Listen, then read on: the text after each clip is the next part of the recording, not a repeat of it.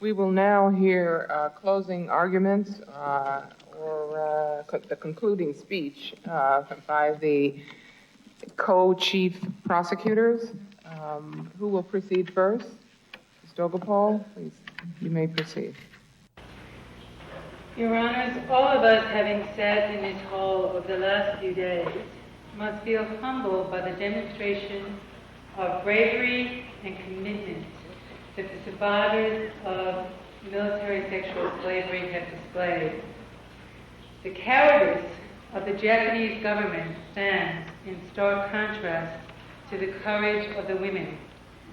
The government of Japan has not had the strength of will to admit honestly and openly the extent of the atrocities committed by the previous government. The testimony of the expert witnesses, the former soldiers, as well as documentary evidence demonstrates that the system of military sexual slavery was put into place by officials of the Japanese military to further its war effort.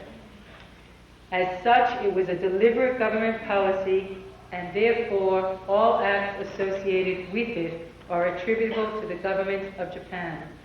And it is important that a gender analysis be applied to the facts as well as to the law. In addition, Your Honors, we would argue that critical race theory also be applied to the facts of this case. Your Honors must find the state of Japan responsible for all acts associated with military sexual slavery and hold Japan responsible for making full reparations, paying constitution, and giving compensation and giving satisfaction. Thank you, Your Honors.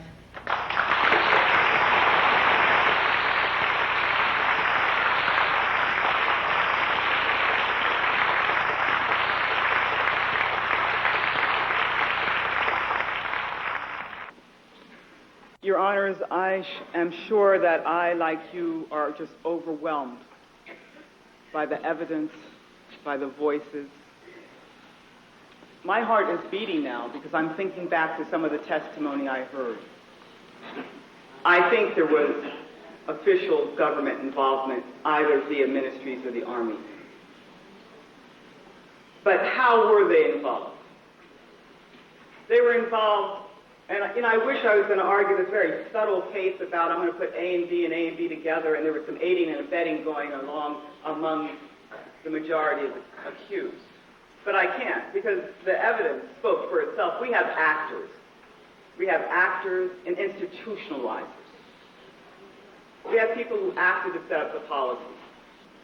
Well, if it was a policy, are we really saying that the only person in all of Japan who didn't know about this policy was the Supreme Commander?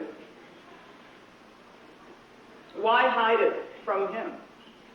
I believe he knew, or he certainly should have known. Your Honors, I would submit that Emperor Hirohito might use many justifications for the roads to the comfort station. They all lead to slavery and rape, and they all lead him to your judicial wisdom, which means a pronouncement of guilt. Thank you very much.